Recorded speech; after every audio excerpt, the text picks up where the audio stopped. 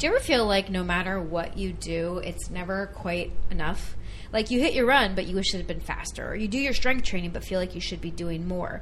You're more consistent than you used to be, but somehow you still feel behind. We talk a lot in the fitness world about getting better, improving, optimizing, leveling up. And on one hand, that's a really good thing. Wanting to improve is part of what makes you a runner. It's part of what makes you driven. It's one of my biggest core values as a person, growth. But when the desire to get better turns into constant pressure, it starts costing you more than you realize. And that's what this episode is about. So stay tuned.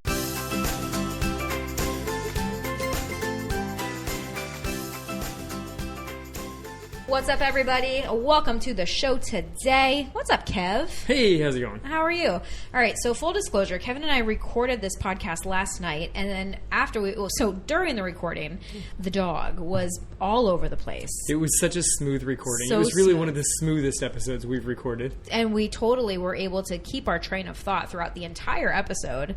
And by that, I mean, we stopped and started this episode so many times that at the end, I was like, we have to re-record that because I don't think we hit the points that I actually wanted to hit, and it was just a whole mess. We recorded a 35-minute podcast, and we finished and looked at each other, and we're like, what did we just talk about?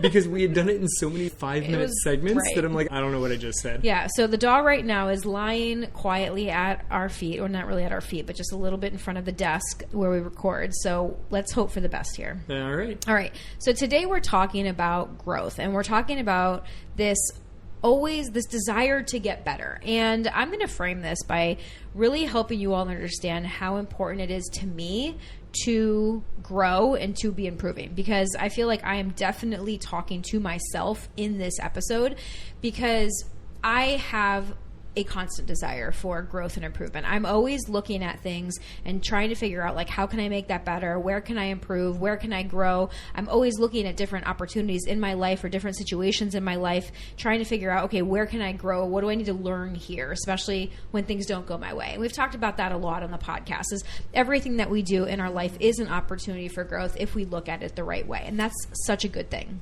Yeah, no, you are perpetually all about growth. I sometimes see opportunities as just opportunities, not necessarily have to grow out of everything. Sometimes opportunities for what, though?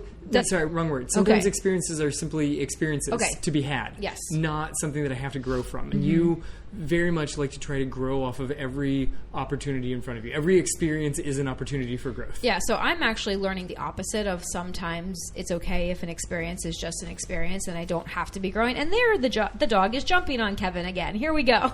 So it's an opportunity for growth. It's an opportunity for growth and for patience, right? I really want you to understand that today, when we're talking in this episode, this is definitely not about settling. It's not about lowering your standards or saying that goals don't matter, because all of those things are important.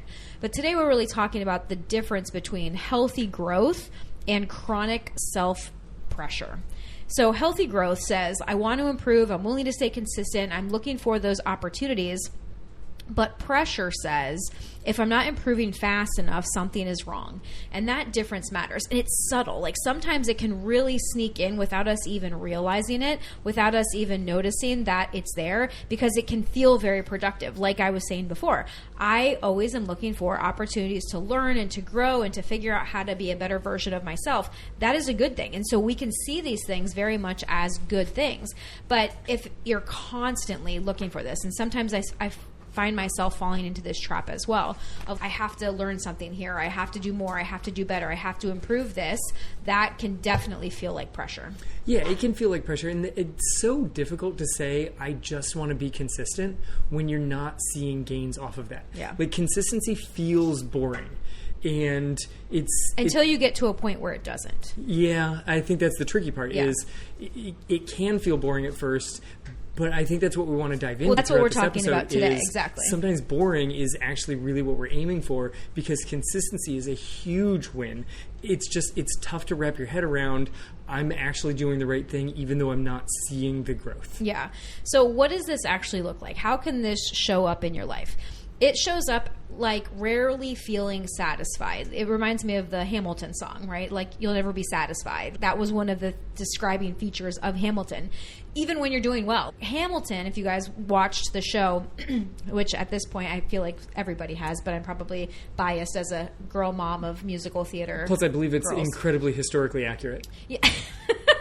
I think that there was definitely some of it. That obviously the whole thing is not historically accurate, but his personality of just how he was constantly writing, never feeling satisfied, always feeling like he has to do more. Like, they talked in the musical about how many papers he wrote. Like, just he was always writing, feeling like he was constantly running out of time. So if you feel like you're rarely satisfied, even when you're doing well, or maybe you're moving the goalpost as soon as you hit one, that looks like when you cross that finish line, you're like, okay, what's next? Okay, I could have done that faster. It's not even enjoying the moment that you're in. You're already looking ahead pretty much right away. Yeah, and look, there's something to be said for crossing the finish line and looking for another challenge out in the future. It's skipping over that part where you can pause to appreciate. Yeah. That's the moving the goalpost. I did just run my best race, but what's the next opportunity I have to do that even faster, instead of appreciating what just happened? Like, you can have another race on the horizon. You can be like, all right, I am going to continue to train, and I probably would like to keep moving faster, but it's that pause to appreciate that we kind of skip over sometimes. Yeah, it also looks like comparing yourself to who you used to be, or to other runners, or to some imaginary ideal. A lot of times we make up this ideal in our heads of what we think we should be, or if I could just be consistent with what I'm doing, this is what I should be doing, this is what I should be capable of. And we make up these imaginary ideals, and then we compare ourselves to these almost unattainable standards sometimes, and that can be a lot of pressure. Yeah, it's not even real. If I was following a perfect training plan and I did it absolutely perfect with absolute perfect recovery along the way, then in theory I could be this athlete. There's way too many perfects in there, and even at that point, running is still not a math equation. It's just not. It's not if you do X, Y, and Z, then you get this result. It's not. And so even if you said you had the perfect plan and you had it with perfect consistency, that still doesn't guarantee the result. And that's the problem of complaining to the imaginary ideal, because you made all that up. That's all in your head. Yeah. It also looks like just feeling like you should always be doing a little bit more. If you go out for 4 miles and you're like, oh, maybe I should do 4.5, or maybe I should do 5, or maybe I should do some strides. Add the strides. Maybe I should just add strides after every single run. And we love strides, right? Don't get us wrong here. We're not saying any of these things are bad, but it's that feeling like you should always be doing a little bit more. Like, what you're doing now isn't good enough. I see this a lot with new clients as well, until they fully buy into our process and our system. A lot of times I'll look at their training calendars and I'll notice that they're doing more. Like, the run on the calendar maybe is 4 miles and they did 4.5, or they did 5, or they ran an extra day that week, or there's just more on the calendar. And when I ask them about it, they often say, I don't think it's enough. And so then we have to get into a coaching discussion. But it's not trusting the plan that you're on. It's not trusting that you're doing the right thing and you feel like you always need to do more. And then there's a difference between, I don't think that plan lands up with me, and the plan never lines up. Yeah. Because for that hypothetical client there, and that there are real ones, but let's pretend it's hypothetical. That they've got a bunch of 4-milers on there, and they all turn into 4.5. Mm-hmm. If the plan had 4.5s, you know they're going to be out there running 5s. For sure. It's not that the plan wasn't enough, it's that nothing is enough. And sometimes I really want to mess with people and just put 4.73 miles and just see how will they actually try it. I know exactly who on the team would hit 4.73 miles.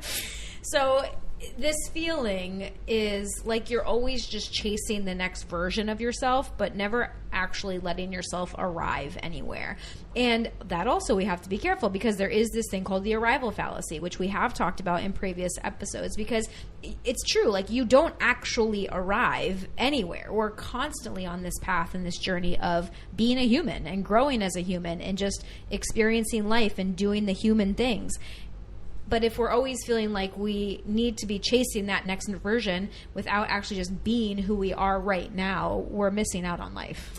That's why I like loop courses when I race, because you never actually get Perfect. Anywhere. Perfect. You just end up right where you started. Net mileage zero. Net mileage zero. Like the people who do ultra marathons. Tell that to all the backyard ultra guys. Backyard ultras. Net mileage zero. Total mileage 300. Net mileage zero. Insane. Yeah. So if that is you, if any of those things that we just mentioned struck a chord, or maybe you could think of your own examples of where you just never really feel satisfied, there are hidden costs of always trying to be better, of not actually just celebrating and allowing yourself to be in the moment that you are right now. And like I said, I'm talking to myself here as much as I'm talking to the rest of you, because I love growing, I love improving, I love pushing myself. But there's all of these costs, and I've experienced all of them. So the first cost is mental exhaustion. When you are always evaluating, always optimizing, always scanning for what needs improvement, your brain never gets to rest. And I feel this one big time. This is a hard one for me. Not necessarily in my running right now. I went through this phase with my running as well, but right now I see it in other areas of my life. So the way that we see this showing up in running is that every run becomes data. It's not just, I'm going to go out for a run today. It's like, how many miles did I get in? What was my heart rate? What was my cadence? What was the HRV? How much hours of recovery do I need? Every run is just data. It's just numbers. Every workout that you do is a test. Can I hit these paces? Am I good enough? Am I going to be able to do this? Every result becomes evidence of whether you're doing enough or not enough. And most of the time, it's not enough. Almost every time the answer is this is not enough. But it's exhausting. It's completely exhausting. It sounds exhausting. The second one, I think, is particularly dangerous. Because, are you saying you've never experienced this? No, I've done this. Okay, because you said it sounds exhausting. No, just listening to you to explain it. Just listening to me rant about it. Yeah. Sometimes rants sound exhausting. But the second one is particularly dangerous, in my opinion, is every workout becomes a test. Yeah. Because that's proof that you're going to then be able to do it. If you're training for a race especially, it's like, if I hit this workout, then I'll be able to hit my goal time in that race. Oh, that's a danger direction that I was not thinking. Oh, okay. Sorry for interrupting. You tell me what you were thinking. No, but I mean, that's the test that I would think You're about. exactly right. Yeah. This is a practice test. If I don't pass the practice test, it's going to be a train wreck when I get to the actual exam, the actual race. They put a number on me. I was thinking every workout becomes a test. That means that you're never allowed to repeat a workout, because heaven forbid you do a workout and then you do that same workout 3 or 4 weeks later and it's not faster. Ooh. What's that going to prove to you? Yeah. That proves that things are not progressing, they're not going in the right direction. But fitness-wise, you might be in a better shape. You might not be in a better shape for that exact workout, but you're probably in better shape. So when you put workouts to test, it prevents you from relaxing into the workout. It really prevents you from finishing maybe a rep short if you're just not feeling it that day. Yeah. If you hit every rep, the one time you do it and you're doing, let's say, quarters, and you're hitting them all at, 2 minutes.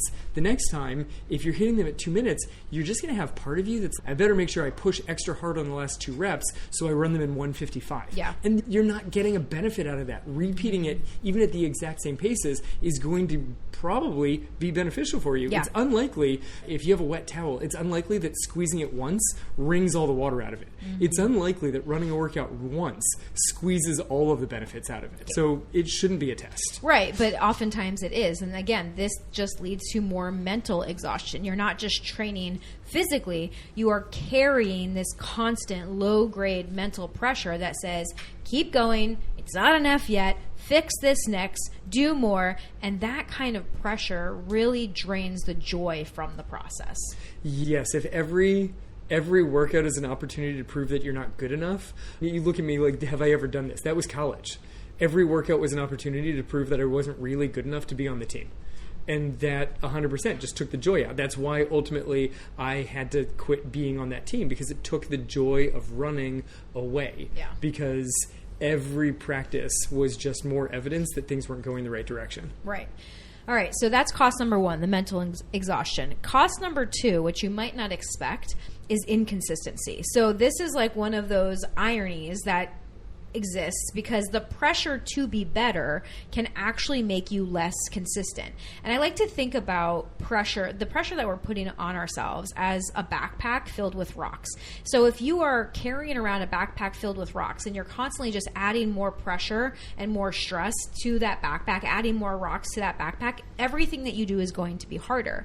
And so if you are just having this extra pressure on yourself, you might go hard for a while. You push, you try to do everything perfectly, but oftentimes what we see when athletes are doing this is that they burn out or they pull back, they get discouraged, they have to restart because it's just too much. Like the body's not able to handle it, both physically and mentally. Yeah, you can carry that extra load for a little while, and you may even make extra progress. You may even see some big benefits because you're taking a mental load with your physical load, and if you can recover, you're going to advance for a little while. But there's going to be a point where that combo of the mental stress and the physical stress that you're putting yourself through is too much, and your body's just not going to be able to recover, which is going to then lead to you being less consistent. You just can't do it. And that less consistent is then again leads you, oh man, now I'm all disappointed that I lost my consistency, because that's what you were trying to grind out in the first place. Yeah. You can't grind consistency. No. I think the best way to be consistent is to enjoy the constant process, not grind it out every day. Absolutely. All right, cost number 3, the hidden costs of this constant pressure to improve, is disconnection from your body. So when you are obsessed with improvement, it becomes really easy to just stop listening to your body. So instead of asking yourself, how do I feel today? We talked about the stoplight method a few episodes back of like the green light, yellow light, red light days. Like, when am I feeling good? Should I just keep doing what my plan tells me? Do I need to adjust? Do I need to take a rest day? Like, those are you checking in with your body to figure out how you feel. But instead of asking that, and instead of doing those kinds of check-ins, you ask yourself, what do I need to do today to keep making progress? How do I need to push myself today? So instead of responding to your body and honoring your body, you tend to override it. You ignore the fatigue. You dismiss tightness. You push through those red flags because you don't want to lose progress. And over time, that disconnect becomes a huge problem. Yeah, and this is just like a fundamental issue with exercise physiology here. Yeah. Is what do I need to do to keep making progress? Taking a nap might be the answer. Oh, totally. Because progress isn't actually made through the hard workout, through the big lifting session, through pushing yourself up a hill. That's not the progress. It's the recovery that follows that, where you actually make the physical adaptations. So what do I need to do to progress might be off day, rest day, easy walk. But it doesn't sound like that's what you need to do. That doesn't sound like it's helping you advance further. And so the answer to what do I need to make progress is always going to be, I need to push harder. I need to do more. I need to add this thing to it. Today's going to be another at least medium effort, probably hard effort. It's the wrong answer. Even if you're asking that question, you could have a good answer to it. The answer could be rest, but that's usually not the answer, because it's not from how do I feel. It's what's the next hard thing I can do to make progress. Yeah. That's really the question. Not just what do I need to do to make progress, but what's the next difficult thing that I can do that will lead me forward. And your body's giving you information all the time. And if you're trying to force improvement, oftentimes you just stop hearing it, because when your body is tired, when it's giving you those signals of, hey, I need to rest, we need to take a nap, you're like, no, you don't, just push through, you can do it. Like, let's just put on our motivation boots and keep moving forward. Because your body will be able to do that for a while. Yeah. Like, it can, in fact, suck it up and keep going for a while until it throws up all the red flags and you definitely cannot keep going forward. But that doesn't sound tough. Be like, today needs to be an off day. But sometimes today needs to be an off day is the most difficult thing that you can do. Yeah. And the most way that you can be productive. Yeah. Hidden cost number 4 is loss of joy. And this is a huge one. We already started to touch on it in some of the ones that we've already talked about. But when running starts to feel less like something that you love and more like something that you have to do or have to prove yourself through, that's when it becomes all about your performance. It becomes about measurement and comparison in this constant attempt to validate that you're still improving. And when that happens, you can lose the very thing that made you fall in love with running in the first place, because running improvement is not linear. It's not going to be, we're just going to be on this like straight line in a diagonal upward trend. That's not how running works. There's going to be peaks and valleys. There's going to be plateaus. There's going to be all of this. And if you're constantly chasing progress, you're going to lose a lot of the joy because plateaus are bound to happen. This is just part of the process. This is the problem and the greatness of running is there's so many things that you can measure. And so one of the ways that joy gets sapped out of it is there's always another measurement that you can chase. Oh, I'm not going faster. No, I'll just flip it. Now I'll try and go further. Oh, I don't really feel like I can go any further. My body's kind of tapped out on that. Oh, well, maybe I can just put in more runs during the week. Maybe I can throw cross training on top of what I'm already doing. There's always something more that you can do, another metric that you can try to push higher or lower, depending on what the thing is. That's just more metrics that you can chase because there's so many numbers in our sport that you can do. I've got this on my Garmin app of, my current like chronic intensity is somewhere up in the hundreds. And it's this thing that tracks how my runs have been going for the last 4 weeks. And you can see whether that's trending up or down. I could use this as a video game that I have to just keep pushing that number higher. Yeah.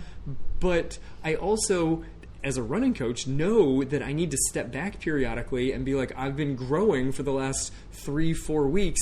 My body might need to pull back. Yeah. Actually, this is going to be a real difficult week at school, so I know that I need to physically pull back because mentally I've got a lot going on. This is a big week in our family. Like, whatever the thing is, I can see, hey, Garmin's going to think that I'm pulling back. I'm not. I've got all these other stressors, but since it only measures my running thing, the metric that my watch is measuring is going to go down, and that's okay. Yeah, that's totally okay, and that's a normal part of the running process.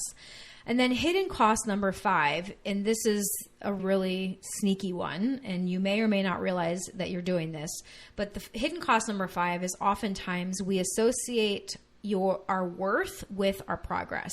So somewhere along the way, for a lot of people, improvement stops just being about growth and it starts becoming about worth. And we don't even realize when we make this shift.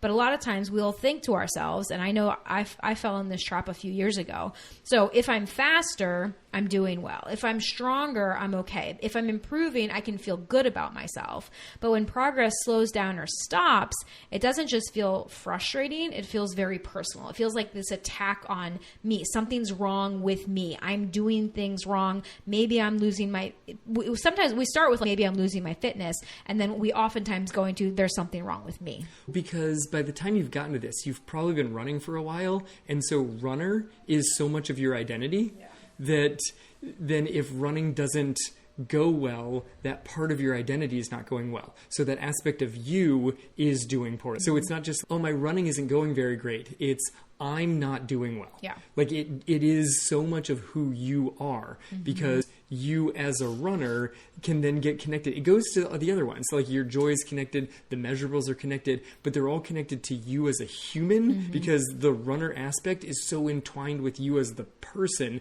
So if running isn't going well, that means that for some reason you as a human aren't actually doing well. And that's a very scary and dangerous correlation to make or connection to make, right? You as a human, your running has nothing to do with you as a human. It's great. It's a way that we can get healthier and we can challenge ourselves and do all the things, but we have to be really careful when your worth is attached to your running progress. So let's talk about this idea as we continue on our discussion of running progress with, we'll just get 1% better every day, because we've all heard, I think we've all heard this. I brought it up on our team call today, and there were some people that had never heard this idea, but this is one of those messages that sounds really inspiring and really doable on the surface. Don't focus on big improvement. Don't focus on making huge jumps. Just focus on getting 1% better every day. Yeah, which even just by the end of the week, that's a huge jump. Yeah.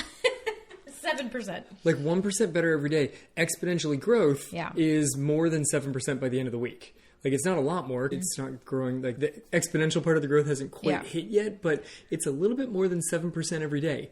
That's enormous. Yeah. And we have to bring in my math nerd here because we were talking about this and Kevin's, can I tell you like what that actually means by the end of the year? If you get 1% better every day, like what that actually equates to? And I said, yes, please. So tell us, math nerd. If you get 1% better every single day of the year, then you get a little more than 3,700% better by the end of the year. Yeah, you get 37 times better by the end of the year. People often think it's 365 times better, but it's not, or 365% better. Yeah. But it's not. It's more than that because it's compounding. No, it's 3,700% better. It's almost 4,000% better. Yeah, which is insane. And we all know that when we hear that number, that's completely ludicrous. Like that's not an attainable number at all. No, because it's the same idea of like when you start lifting, if you start by lifting 50 pounds, whatever the lift is, you lift 50 and then you do that for a couple weeks and then you're at 55 pounds, you do that for a couple weeks and then you're at 60 pounds. You're like, oh, every 2 weeks, I just add 5 more pounds to this. Yeah. If I keep doing this for 3 years, I should be able to lift a car. No, that's not how that works. Unless you're a mom. Because there's different mom strength. Like when your baby's hurting, you can lift cars. There's all sorts of crazy stuff that happens. But not on a regular basis. No, I know. Not for 5 reps. Not for 5 reps. That's a 1 rep max right there.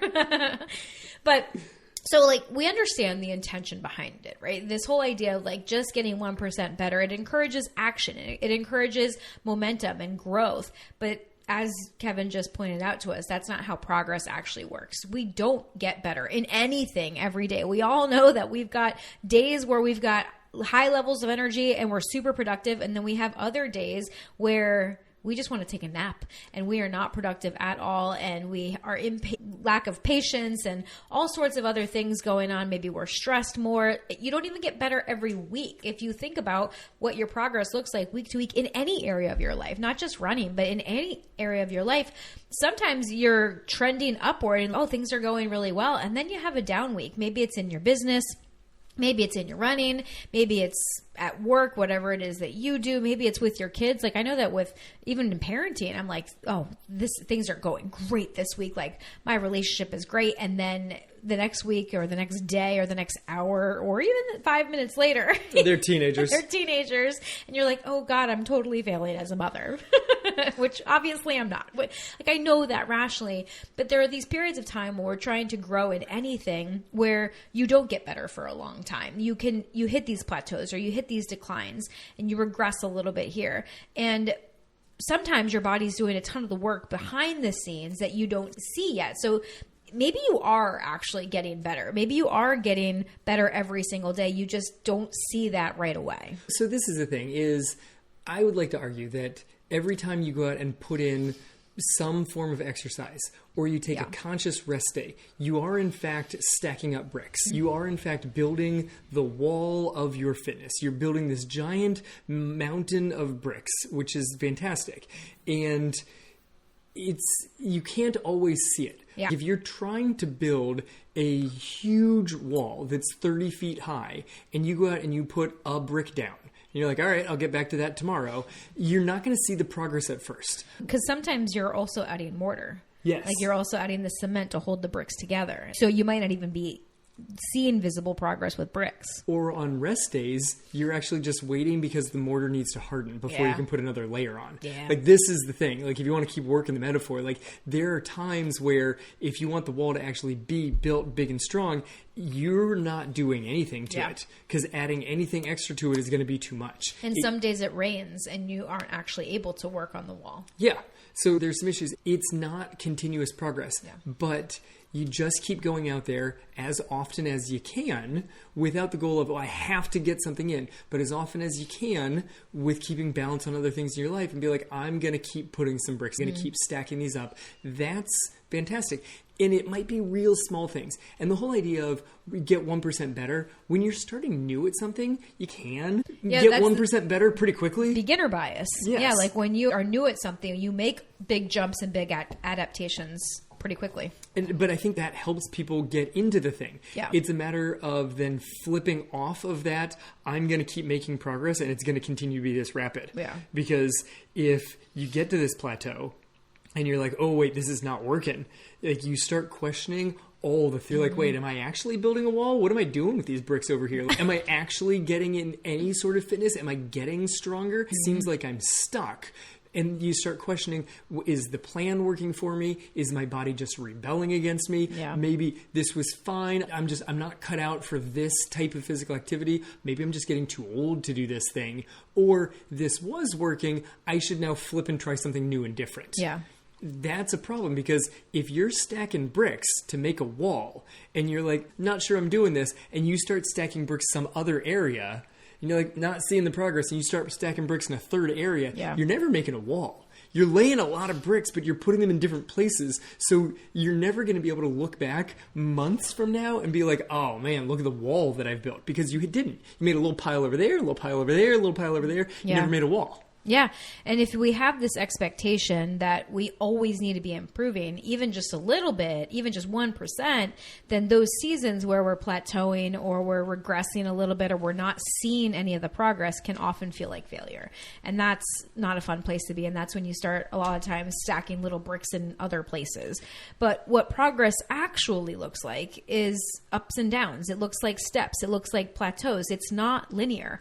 It's more like what Kevin was saying, like laying the bricks is just that's just showing up. That's putting in effort. It's repetition. It's allowing your body the time and the rest and the recovery to adapt. It's knowing that sometimes your progress is going to plateau, and you have, and this is the hardest part, you have no idea how long that plateau is going to last. That's the worst part. That's the worst, because sometimes it's like a week, sometimes it's a couple weeks, sometimes it's a couple months, sometimes it's a whole training cycle where it doesn't look like you're making progress. But like Kevin said, if you're putting in the reps and you're stacking those bricks, we teach a concept of training cycles inside of our coaching program where we have one main focus. We never ignore any area. We're always doing easy running. We're always doing some speed. We're also always doing strength work and mobility. Like, we always have those foundational pieces in place.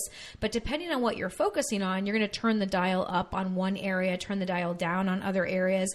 And then in that kind of a cycle, say you're in a strength building cycle, where you're focused on building muscle and you're not really focusing on your running performance as much, and you go out on a run, your runs might feel worse because your legs are sore and tired from your strength workout the day before. Your pace might be slower. All of a sudden, you might feel like you need to walk. And the initial thought that people have is, oh no, I'm getting worse. I'm slowing down. Maybe strength training isn't for me. Maybe like this is supposed to be making me stronger, but it's actually not. Like, I'm slowing down. I'm getting worse. But that's okay. What you're experiencing in that cycle, you're not supposed to be getting faster when you're in a strength building cycle. That's not the focus. But when you put these cycles together, you have a strength building cycle, and then we move into a base building cycle where you're building mileage, and then you move into a race training cycle where you're starting to work on speed. Then all of a sudden, those previous cycles that you did, all those bricks that you laid prior to that can all come together, and then you can actually see the progress that you've been building for months or years. Right, because each cycle can have a different focus. They're all still connected to each other. They're all intertwined. It's all still building the same goal. Yeah. You're not stacking bricks in one area and then being like, all right, I'm done with that. Now I'm going to go stack bricks over there. Everything is connected because you never leave anything behind. Even though you may be leaning more heavily into speed, more heavily into distance, more heavily into strength, everything still stays there, so it's all still connected. So maybe it's not just a wall. Maybe you're building a house. Excellent. And you're working on one wall at a time. Yeah. And then at the end, when all the walls are built, then it comes together to actually look like the house. Yeah, and you've actually created a thing because there is a big plan. Yeah. You just have to be able to step back enough to see what that plan is. That blueprint. Yeah. Yeah. Another metaphor that I think is really great for how progress actually works is the seed. When you first go out and plant a seed, you don't wake up the next morning and being like, all right, let's see it. Like, it's not a magic bean. There's Unless not going to be Jack and the Beanstalk. That's exactly what I was thinking. It's not a beanstalk showing up the next day. It'd be neat. But we're not really expecting that. Jack wasn't actually expecting that. True. He actually didn't plant them. Very Mom surprising. threw them out the window. Yeah. But way to go, Mom. You're not expecting that. You have to go out there and water it and care for it. You have to assume that there is stuff happening below the surface. Mm-hmm. Did you ever have the science project back in like second grade where you have to make the seed, but you keep it like inside of a wet paper towel? I don't know if I did that in second. See the roots going? Yeah, I don't know if I did it in second grade, but I know exactly what you're talking about. Like, it's that one. Yeah. That allows you to see what's happening below the surface. Mm-hmm. And it's tricky to do that with running. It's tough to see all the things below the surface. And people try and do it. They try and get watches and rings and all sorts of metrics on their body. Yeah. But then that just goes back to what we were talking about before, is you're trying to always find some performance metric that you're improving at. Yeah. Whereas, or at least tracking. Yeah, that you're tracking. Like, I know we're doing something here. Yeah. Yeah. This number is moving in the right direction. Whereas sometimes what you really need to do, whether I was able to see the roots come out of the bottom of that plant and then the leaf come out the top, or I put it in the dirt and I keep putting water over it, it's still going to form roots. It's still going to start growing up. Sometimes that's what we need to do with our running, with our training. We just need to sit back and be like, I'm just going to trust the process for a little bit. I'm just going to let this thing happen, and I'm not going to worry whether it's getting better or worse. I'm just going to let it go and see what happens down the road. That might be, it's a calming thing. And at first, you might get real nervous about it because you're not carefully checking. But I think ultimately that will help you calm down and get there. Yeah, this is really reminding me how I've really struggled with this idea of patience basically my entire life, because when I plant seeds, I tend to overwater them. Like, I plant the seed and I'm like, maybe it just needs a little bit more water. Like, I want to see it grow. And so I think that if I add more water to it, that will make it grow faster. But that's just a bunch of baloney. And what I have done many times in the past, not just once, because clearly I didn't learn my lesson the first time, is overwater the seeds and then just drown them out, so that they don't actually ever have the ability to take root. And that's what we're doing in our training as well. A lot of times we're just overwatering, just adding more and more, but it actually just leads to nothing happening. That was my towel metaphor before, is repeating a workout and doing it with the same times does not mean that you're not progressing. It just means that you haven't squeezed everything out of that workout for the first time. You can repeat a workout month upon month with the same times and probably continue improving off of it. Yeah, but we don't see that as improvement. Like, it's the same times. Are you telling me that that's improvement? Yeah, because now you're becoming more consistent. Like, maybe the first time you hit those times in the workout, it was more of a struggle for you. And the second time you did it, it wasn't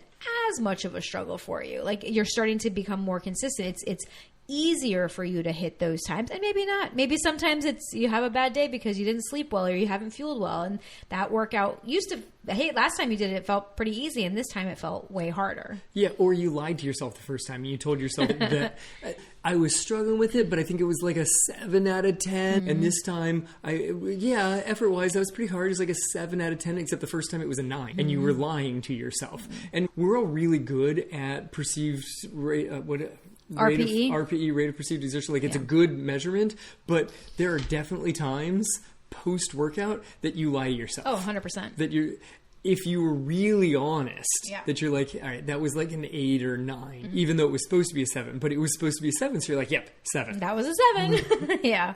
So this is where we can get into trouble. Like, when we focus on progress as the only goal, and specifically if we measure that progress by 1 or 2 metrics, then we're going to be disappointed. Because if the only reason that you're doing this is to see measurable progress all the time, it's just not going to happen. Like, you are definitely 100% going to experience some sort of disappointment, because eventually your progress slows or it plateaus, or that improvement becomes uncertain. We all are getting older every single day, and none of us know at what point we're going to stop getting faster. Because there is a point, like there comes a day where you're going to hit a PR in a certain distance, and that's going to be the fastest time that you will ever run that distance. Yeah, and you don't know it until you're well removed from it. Because for a long time afterwards, you're still trying to hit it, and then you never get back to it. And I know that you and I have talked about this, and your comment was like you hit one of your PRs when you were, 15 years old or something? 16? My mile PR was 17. Yeah, 17. So most of my PRs of things short and on a track were when I was 17 years old. But did you know that was your PR? Probably not. Like, you went on and ran in college. You probably assumed that you were going to get faster in college. Yeah, because I figured that I would run a mile, but it never occurred to me that I wasn't fast enough to run the mile in college. Yeah. So I never raced a mile. If I had tried, if I had all out run a mile in college, I probably would have a faster PR. You probably would. But I never did it. I never ran the 800 in college because I was nowhere near fast enough to keep up with those guys. Right. But I could have done it. It would have been neat because then it would have started with a 1. Yeah. Yeah. But that's the thing, is if that's the only thing that's keeping you in the game, you're not going to stay in it long enough to actually get to where you want to go. And that's where it's really important for us to shift from, I'm doing this to get better, I'm doing this to see improvement, I'm doing this to challenge myself and see how good I can get at this, to, I'm doing this because I love the process and I love who I'm becoming because of this process. So it's a shift from progress to process, and even one step further to identity. And this is where it becomes sustainable. This is where it becomes more fun. This is where we can bring back all those hidden costs that we talked about before, of the loss of consistency, the loss of joy, like the mental exhaustion. This is where we can start to get rid and let go, put that backpack with all those heavy rocks down, and just do it because we love it. It's for the love of the game. Yes, for the love of the game. And I know you love bridge thoughts. Sometimes it's a lot to jump all the way from I'm chasing progress to I just love the process. Yeah. And there's a spot in the middle where it's, I wonder, and it's curiosity essentially, is how good could I be at this point in my life? Yeah. It stops the comparison to you from the year before, 5 years before kids. Like, it stops that comparison and just puts in a curiosity for at this moment, what can I do? And then that helps, I think, just lessen comparison and moves into I appreciate the process. Yeah, absolutely. And I agree. Like, sometimes it is a big jump to make, because there are some weeks that you're not going to feel stronger. There are some weeks that you're not going to want to do the process. Sometimes I wake up and I'm like, why am I doing this again? Why am I training for this? Because right now I'm not in a season, and I haven't been in a season for a while, of racing and really trying to push myself to see how fast I can get. I am in the season of consistency and just doing it because this is what I do. I love the rhythm of the training, but there's of course going to be days where I don't feel like showing up. Like, I don't feel like doing the thing, and I have to remind myself that this is who I am. This is what I do. And that's why. Not me. I just leapt out of bed this morning, just super excited. 5 a.m. Woohoo! The alarm went off at 5 a.m., but I didn't get up until like your alarm went off. And I was like, oh, shoot, I really have to get going. And I did not want to get up and get going quickly. No, I did. I had to. I definitely did not either this morning. Like, my alarm went off at 5:05, but I definitely stayed in bed till 5:15. I was moving slowly this morning too. Here's the fun shift, okay? If you can shift from chasing progress to enjoying the process and really doing it for the joy and for the love of the process, and you can start to let go and release that need for constant progress, a lot of times what we see is that progress comes easier. Progress is actually made because you've actually released that pressure of needing the progress, and you've just leaned into the process, and so the progress becomes the natural byproduct. Because when you enjoy the process, consistency is better. Yeah. And above almost anything else, improved consistency will most likely lead to progress. Yeah. And it doesn't mean that it's going to be immediate, but it takes some of the pressure off. Mm-hmm. And when you release the pressure, you're able to actually make the next step. To go back to that 1%, if you have to get 1% better every day, that's going to become such a huge hurdle that you need to overcome. And you know me, I love putting the big giant goals out there. But when you're trying to say, what can I do by tomorrow? 1% better. Okay, and then by the next day, another 1% better. That starts feeling like a lot. Yeah.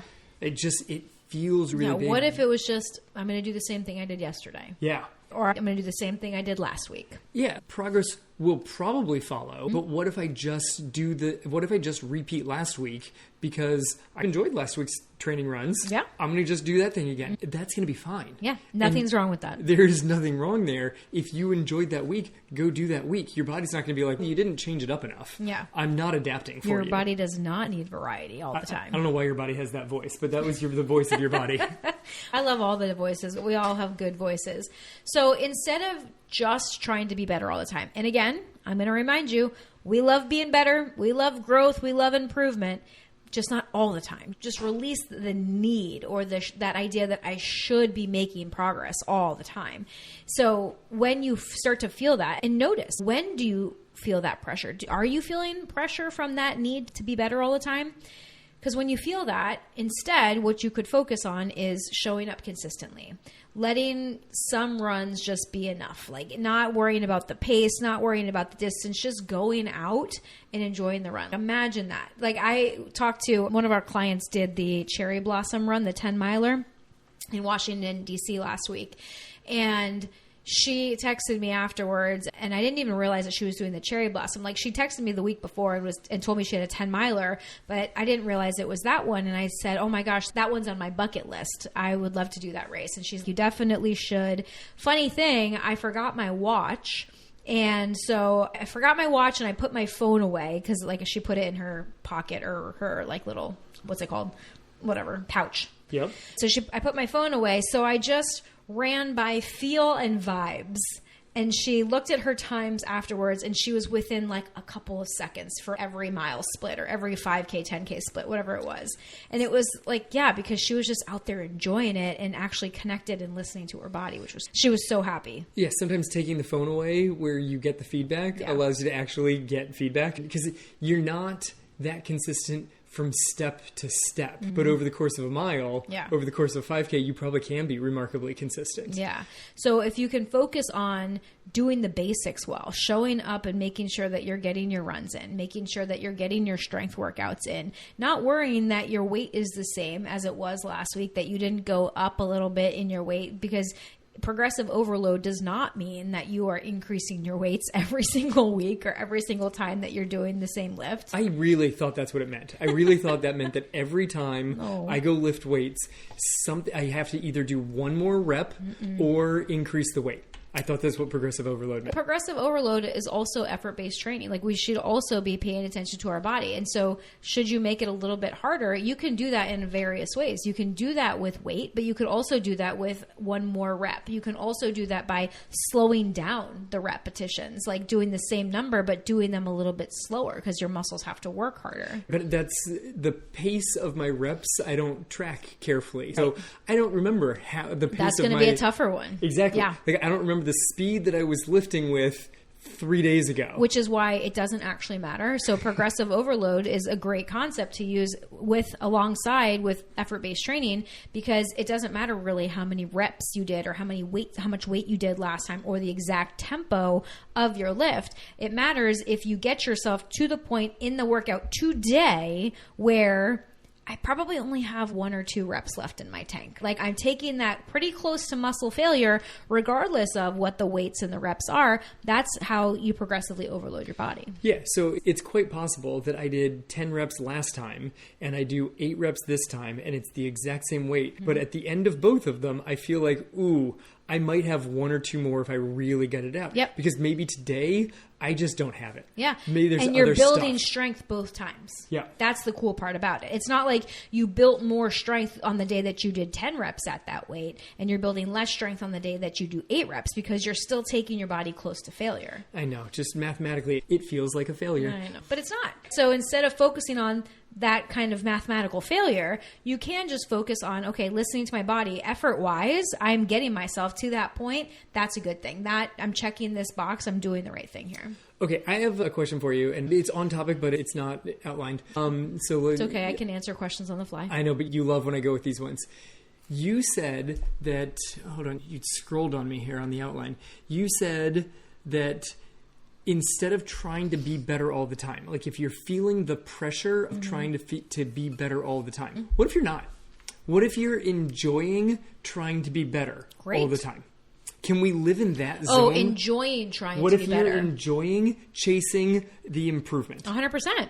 We can just live in that for a little while, 100%, right? 100%. Yeah. Like, I think I'm glad you brought that up, because that's not really what we've been talking about during this episode. But I think that if it's fun and joyful and enjoying that, like you have a sense of enjoyment, then absolutely. You have to be willing that when you lose that enjoyment, that you're able to flip a switch and move into all these things of doing the basics, listening to your body. Yeah. And I think that we can be enjoying that process for a while. We can enjoy chasing those things. Like, that could be very not enchanting. Fulfilling? Yeah, but that's enticing, maybe is the word I was looking for. I like enchanting. I like enchanting too. It reminds me of Taylor Swift. Thank you. It is so girl dad of me. That is the song that was playing in my head as soon as you said enchanting. I love it. But yeah, no, I think that if you are enjoying it and it doesn't feel like pressure, there's nothing wrong with it.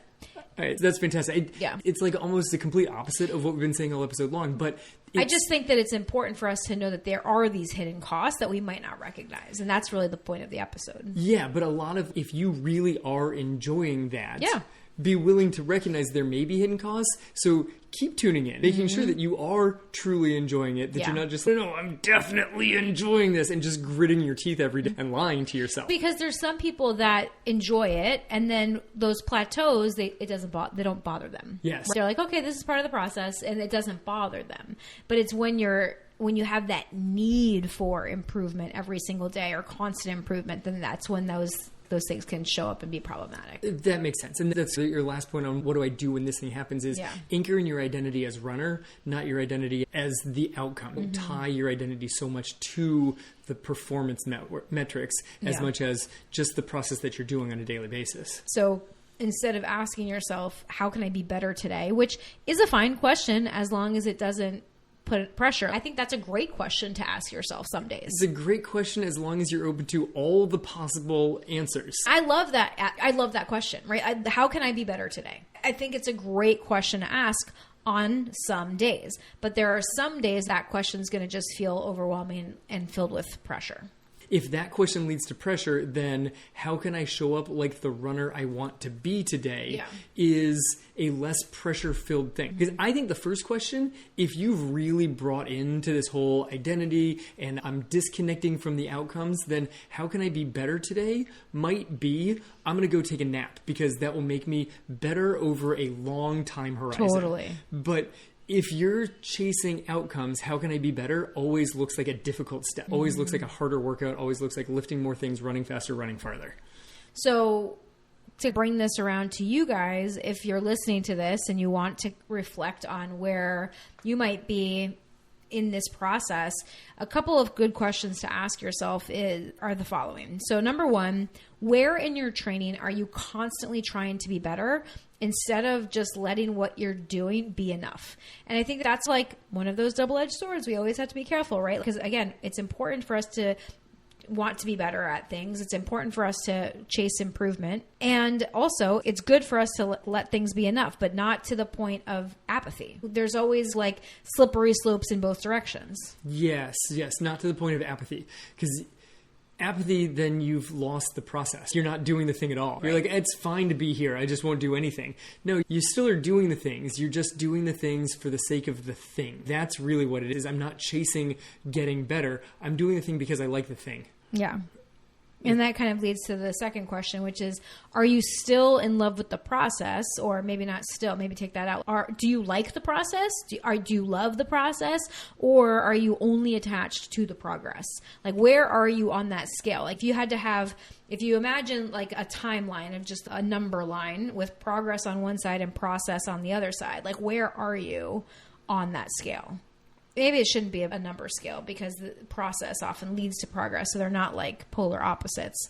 Well, but I need a better metaphor there. If you had if you were able to keep score of your running, and there's a million different apps that will keep score for you in a whole wide variety of ways. But if you were able to keep score, would you still do the thing if you covered the score? Would you still play basketball if there wasn't a competition? There's a lot of people that love the sport. They just go out and shoot around because they love it so much. Yeah. Would you keep running and we had this discussion several years back when there literally weren't any races. Right. Would you keep training if you couldn't race? And a lot of people flipped over and they're like, I'm doing this virtual race and that virtual race because they needed to see something. They needed some validation to it.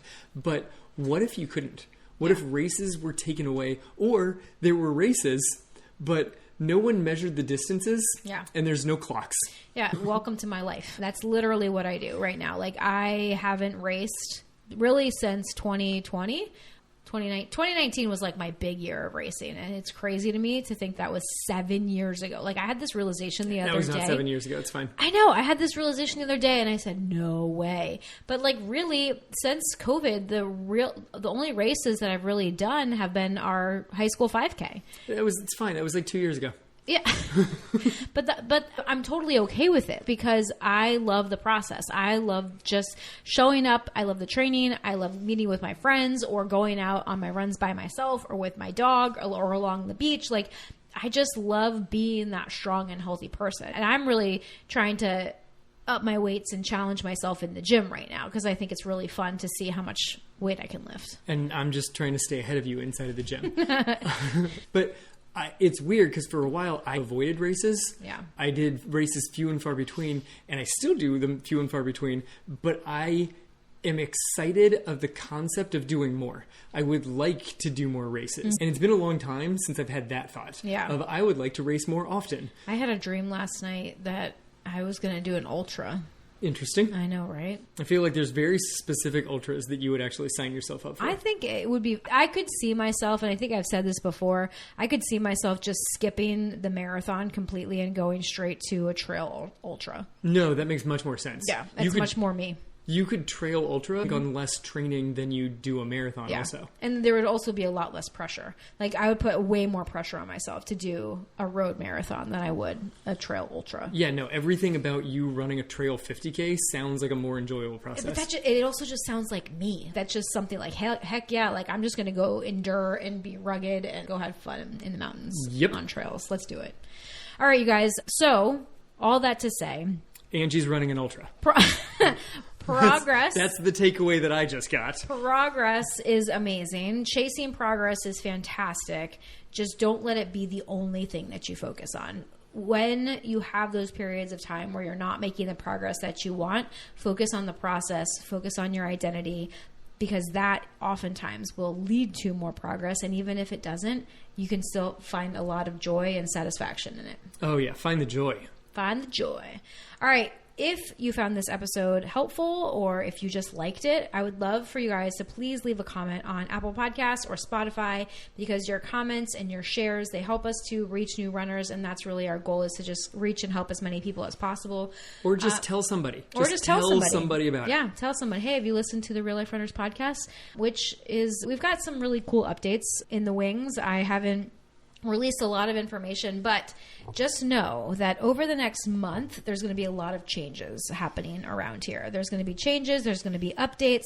I've got a new 5-day challenge that I'm launching in May. I've got a new app that I'm launching in May. So there's a lot of really cool things that I'm working on the horizon, and that's going to be here sooner rather than later, which is really exciting. So make sure that you stay tuned. Make sure that you're subscribed to the podcast or you follow the podcast, depending on which app you are listening to us on.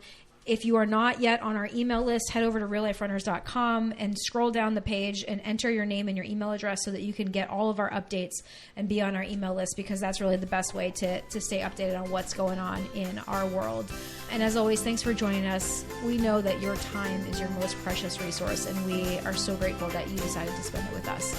This is the Real Life Runners podcast, episode number 457. Now get out there and run your life.